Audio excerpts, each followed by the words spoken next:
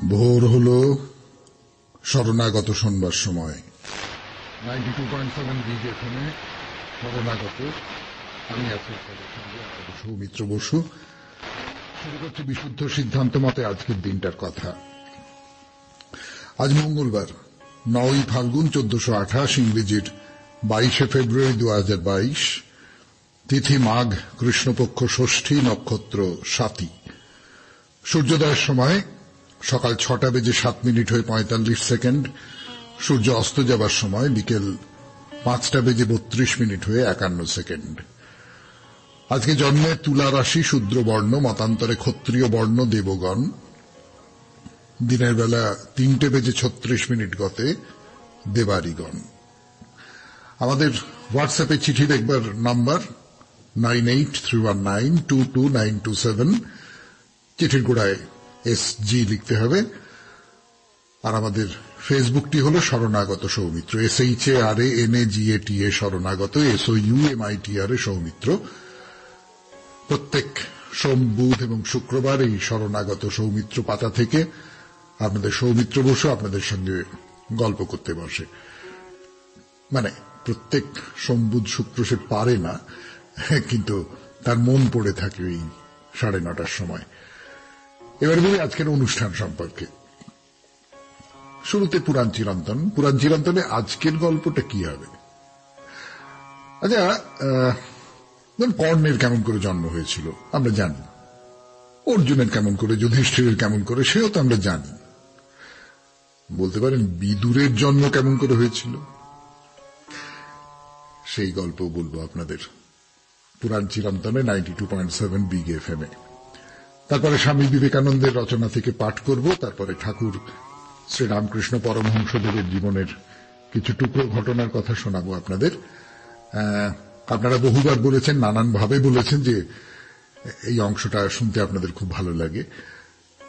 সেই ভালো লাগাটা তো আমার মধ্যেও চালিয়ে যায়। আপনাদের ভালো লাগে জেনে আমারও খুব ভালো লাগে। সেই ভালো লাগার ভাগ নেব আমরা সবাই মিলে একসঙ্গে। তারপরে আপনাদের চিঠি পড়ে শোনাবো এবং শেষে বাইরে দূরে সিমলার তারা মন্দিরের কথা। 92.7 বিগ এফএম এর শরণাগত অনুষ্ঠানে এইবার পুরাণ চিরন্তন। বিদুরের জন্ম কেমন করে হলো, ফিরে আসছি গানের পর। একজন ঋষির কথা বলবো আপনাদের 92.7 বিগ এফএম এর শরণাগত অনুষ্ঠানে। তার নাম মান্ডব্য। খুব ধর্মজ্ঞ, সত্যপরায়ণ, খুব খুব উঁচু মাপের তপস্বী। তা একদিন তিনি তার আশ্রমের দরজার কাছে একটা গাছের তলায় বসে তপস্যা করছেন।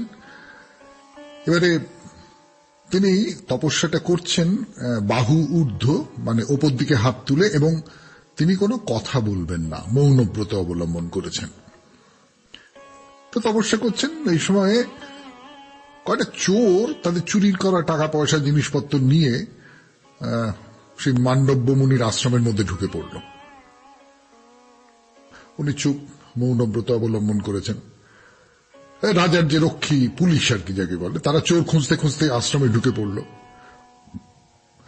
চোরেরা আশ্রমের কোন একটা জায়গায় চুরির যে জিনিসপত্র লুকিয়ে রেখে নিজেরাও লুকিয়ে পড়ল। এদিকে রাজার কোটাল বা তার সৈন্য সামন্ত বা পুলিশ যাকে বলে, তারা প্রবেশ করে কোথাও চোরেদের দেখতে পেল না।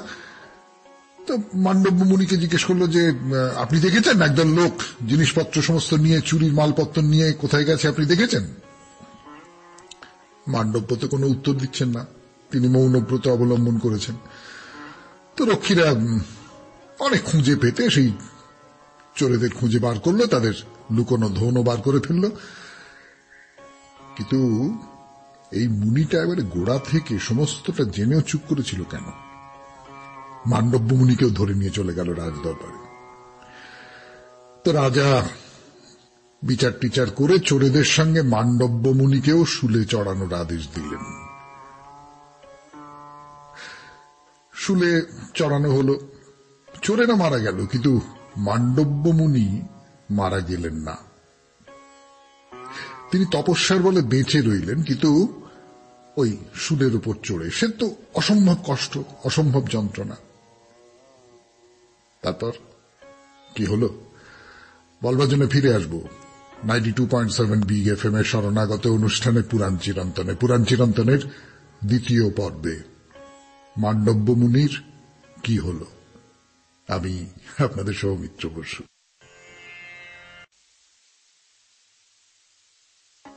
একটা লোককে শুলে চড়ানো হয়েছে, তা সত্ত্বেও সে মারা যাচ্ছে না, সে ওই অবস্থাতে বেঁচে আছে।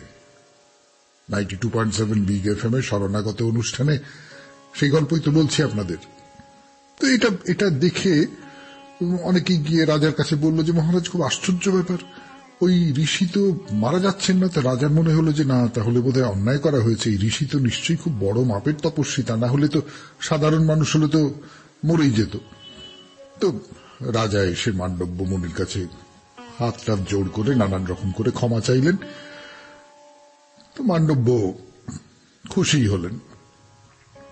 রাজার আদেশে তাকে শুল থেকে নামানো হলো, কিন্তু পুরো শুলটা তার দেহ থেকে মুক্ত করা গেল না। শুলের বাইরের অংশটুকু কেটে দেওয়া হলো, আর শুলের যে আগের অংশটা, যেটা তার দেহের মধ্যে ঢুকে ছিল, সেটা ঢুকেই রইল।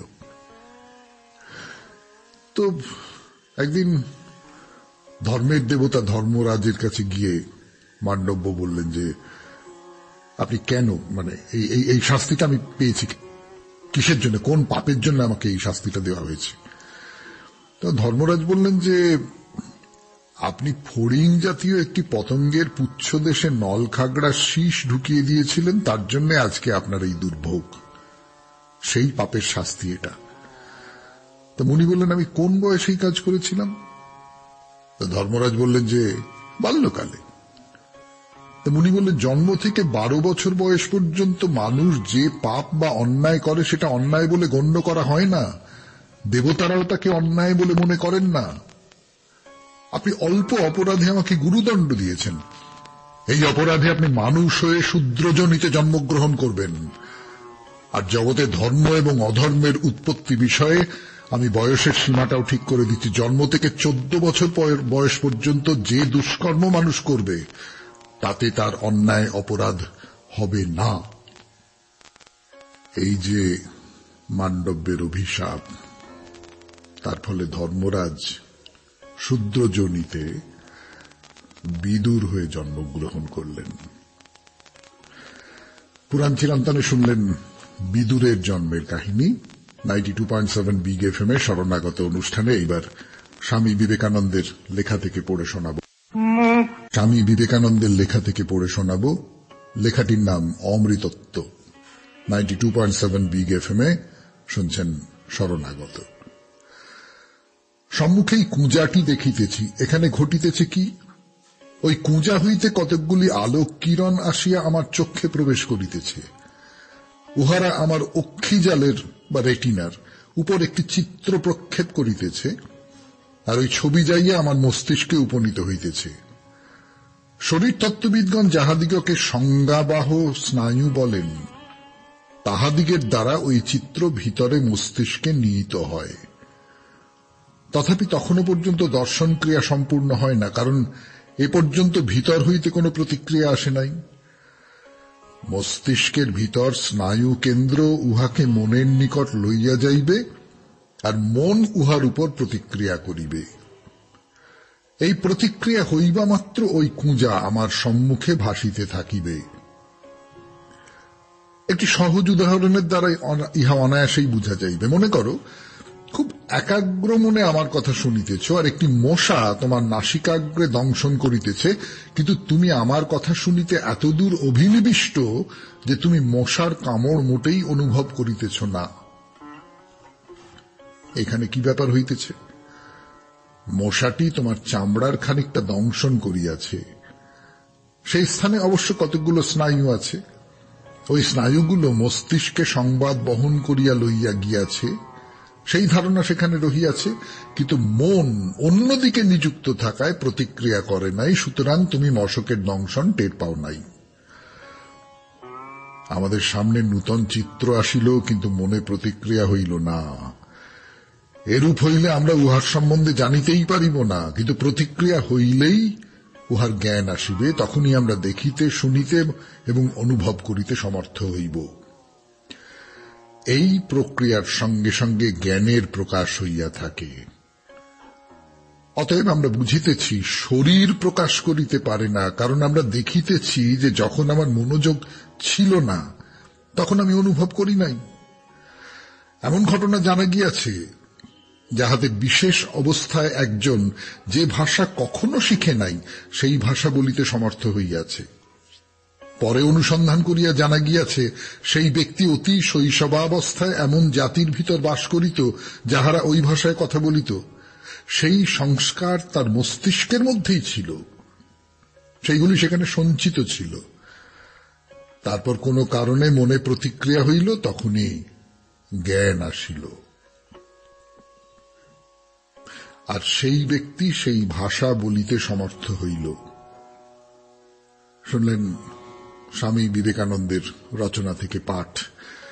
কিন্তু এই যে অংশটা আজকে পড়লাম, সেই অংশটা শুনে মনে হলো না যে ইনি তো একজন বিজ্ঞানীর ভাষায় কথা বলছেন।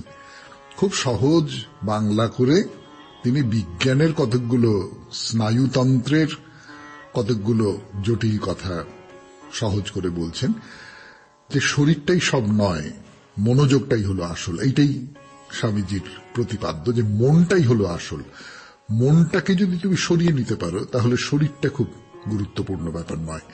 এরকম আরো অনেক উদাহরণ অনেকের লেখাপত্তরের মধ্যে থেকে পাওয়া যাবে, কিন্তু সেসব আপনারাও জানেন, আমিও অল্প স্বল্প খানিকটা জানি। আমরা এবার চলে যাই শ্রীরামকৃষ্ণ পরমহংসদেবের কথায়। 92.7 বিগ এফএম এ শরণাগত শুনছেন আপনারা সৌমিত্র বসুর কথা আর অনেক অনেক গান। গানের পরে ফিরে এলাম আপনাদের সৌমিত্র বসু 92.7 বিগ এফএম এ শরণাগত অনুষ্ঠানে। এর আগের দিন বলছিলাম যে শ্রীরামকৃষ্ণ সবাই একসঙ্গে খাবে, ওই জাতিভেদ নেই, ভক্তর আবার জাত কি, এই সমস্ত কথাবার্তা নিয়ে রামকৃষ্ণদেবের কথা তো বলেছিলাম আপনাদের। আজকে আর একটা গল্প বলি আপনাদের।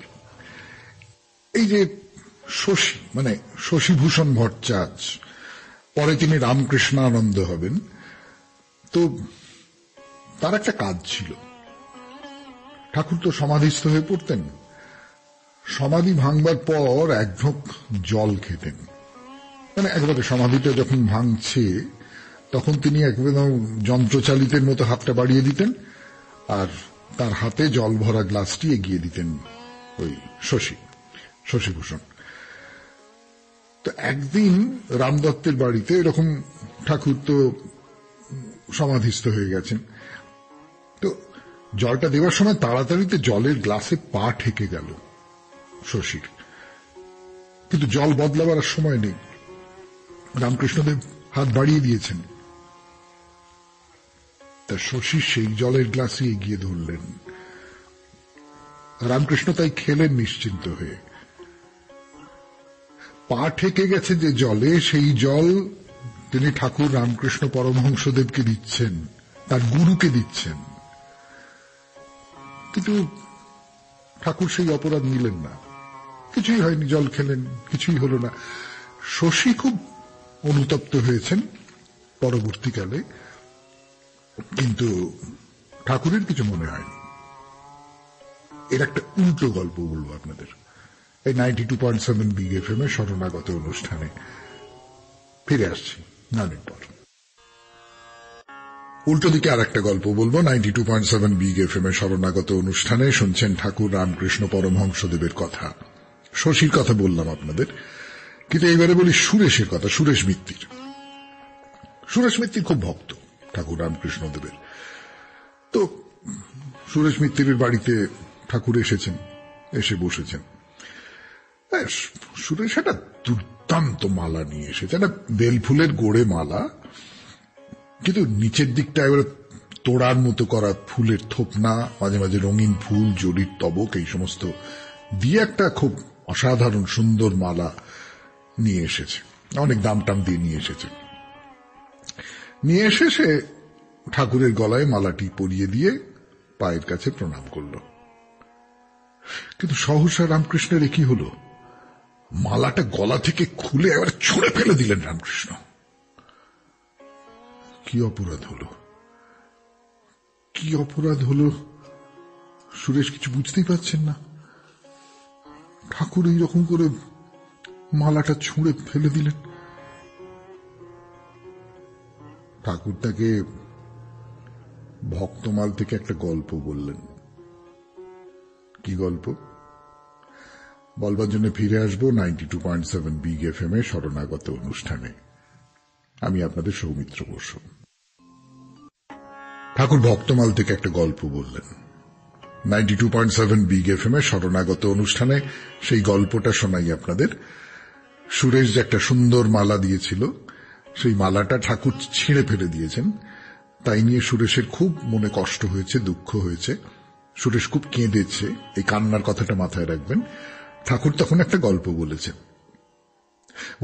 যে ভক্ত সে কি মনোভাব নিয়ে দান করবে, তার মধ্যে অভিমানের এতটুকু আঁশ থাকবে না। ওরে অহংকার ত্যাগ করলে তবেই ঈশ্বর ভার নেন। মালা যে দিলি, মালার মধ্যে তোর একটু অহংকারের জ্বালা থেকে গেল না। মালার মধ্যে অনেক চেকনাই, অনেক কেরামতি, তার জন্য তোর মনে একটু অহংকারের জ্বর এসেছিল। মানে আমি ঠাকুরকে যেরকম মালা দিলাম সেই রকম মালা তো আর কেউ দিতে পারে না। এই যে অহংকারটা, অহংকার হচ্ছে উঁচু ঢিপি, সেখানে কি জল জমে? জল জমে নিচু জমিতে, খাল জমিতে। ওই ঢিপিটাকে খাল করে দাও, অহংকারটাকে দূর করে দাও, তবেই তো ভক্তির জল জমবে। তো সুরেশ তো এইসব কথা শুনে খুব কাঁদছে, খুব হাউ হাউ করে কাঁদছে। তো এর মধ্যে কীর্তন গায়ক নিয়ে এসেছে সুরেশ, তারা গান টান শুরু করেছে, সুরেশ কাঁদছে। ঠাকুর হঠাৎ সেই মালাটা গলায় পরে উঠে দাঁড়ালেন, গলা ছেড়ে গান ধরলেন। আর কি সাজানি আমায়, জগৎচন্দ্র হার আমি পরেছি গলায়, বলে আখর দিচ্ছেন। আমি জগৎচন্দ্র হার পরেছি, অশ্রু জলে সিক্ত করা জগৎচন্দ্র হার পরেছি, প্রেমরসের ভাবন দেওয়া জগৎচন্দ্র হার পরেছি। চোখের জলে সমস্ত অপরাধ, সমস্ত অহংকার যখন ধুয়ে গেল, তখন ঠাকুর সেই মালাটিকে গ্রহণ করলেন। 92.7 বিগ এফএম এর শরণাগত অনুষ্ঠানে শোনালাম ঠাকুরের কথা। এরপর আপনাদের চিঠি পড়ব আমি। নৈহাটি থেকে নেলি ভট্টাচার্য তিনি চিঠি লিখেছেন। পড়বার আগে গান শুনছেন শরণাগত 92.7 বিগ এফএম এ। নেলি ভট্টাচার্য 92.7 বিগ এফএম এ শরণাগত অনুষ্ঠানে এবারে পড়ব তাঁর চিঠি। বিষয় তোমার দেখা শ্রেষ্ঠ মানুষ। গত রবিবার তাই নিয়ে অনেকগুলো চিঠি পড়েছিলাম, তারপরেও সেই চিঠি শেষ হচ্ছে না। সবাই তার দেখা শ্রেষ্ঠ মানুষের কথা বলেছেন, বহু মানুষ বলেছেন। নেলি ভট্টাচার্য কি বলছেন দেখা যাক। শরণাগত পরিবারের সকল বন্ধুগণকে নমস্কার মহাশয়। অনেক মানুষ আমার চোখে মহান। 1 নম্বর বাবা মা, ঋণ পরিশোধ করতে পারবো না। কত ত্যাগ করে আমাদের জন্য মখমলের চাদর বিছিয়ে বড় করেছেন, বুঝতে দেননি টাকা পয়সার অভাব। বাবা মা মহৎ ব্যক্তিদের জীবন কাহিনী শুনিয়ে আমার মনন চিন্তা শক্তিকে জাগ্রত করেছেন। বিবেকানন্দ, নেতাজি সুভাষচন্দ্র বসুকে জীবনের আদর্শ বলে মনে করেছি। বিলাসবহুল জীবনের থেকে দূরে দেশের জন্য দশের সেবা করেছেন। বিবেকানন্দের বাণী, জীবে প্রেম করে যেই জন সে জন সেবিছে ঈশ্বর। এদের আত্মপ্রকাশ মানুষ রূপে চিহ্নিত ভগবান বিষ্ণুর অবতার রূপে পূজা পান। এই ব্যক্তিগণকে প্রণাম করি। সুভাষচন্দ্র বসু সাহসিকতার সঙ্গে ব্রিটিশ শাসনের বিরুদ্ধে যুদ্ধ শুরু করেন। বাঙালির গর্ব বুদ্ধিতে কুশলতায় প্রথম আমার মনের মণিকোঠায় তিনি ঈশ্বর। হ্যাঁ, আপনার এই যে বিনতি, সেটা খুব সত্যি সত্যি খুব হৃদয় স্পর্শ করে। কিন্তু মাথায় রাখুন, বিষয়টা ছিল আমার দেখা শ্রেষ্ঠ মানুষ। আপনি তো নেতাজিকে দেখেননি, মানে দেখেছেন কিনা জানি না, অন্তত আপনার চিঠিতে তার উল্লেখ নেই। ফলে আপনার এই চিঠিটা খুব সুন্দর, কিন্তু আমাদের বিষয়ের সঙ্গে বোধহয় মিলল না। শেষ করলাম চিঠিপত্র 92.7 বিগ এফএম এর শরণাগত অনুষ্ঠানে। এরপর বাইরে দূরে তারামায়ের মন্দির, সিমলা। মনে আছে তো সিমলায় তারামায়ের মন্দিরে ঢুকছি আমরা 92.7 বিগ এফএম এর শরণাগত অনুষ্ঠানে। সেই মন্দিরে যাওয়ার কথা বলছিলাম। আরে ঢুকছি তো ঢুকছি, সেই যে কথায় বলে না, রাজার বাড়ির ভেতরে ঢুকতে 5টা গ্রাম পার হয়ে যেতে হয়, সেই রকমের ব্যাপার আর কি। এই সিঁড়ি দিয়ে উঠে হাঁপাতে হাঁপাতে দেখলেন রাস্তার, বা বলা ভালো সিঁড়ির বাঁদিকে একটা সিংহ বসে আছে। তো ভাবলেন ইনিই তো হলেন দেবীর বাহন, তাহলে এইবার বুঝি দেবীর দেখা পাবো। কোথায় কি, তাকে ডান পাশে রেখে আবার উঠে গেছে সিঁড়ি। এইবার মুখোমুখি হতে হবে পুলিশি জেরার। আপনার নাম কি, কোথা থেকে আসছেন, ইত্যাদি ইত্যাদি সব যাচাই করে তবে আপনাকে ভেতরে ঢোকার ছাড়পত্র দেওয়া হবে। আসলে আমাদের দেশের ধর্মস্থানগুলো এখন খুব সতর্ক হয়ে গেছে। কেন তার আমি কি বলবো, আপনারা তো সবই জানেন। কিন্তু মন্দিরে তো ঢুকতে হবে, আর মন্দিরে ঢুকবার আগে একটু গান শুনে নিলে তো দারুণ ব্যাপার হয়, তাই না? 92.7 বিগ এফএম এ শরণাগত শুনছেন, বাইরে দূরে।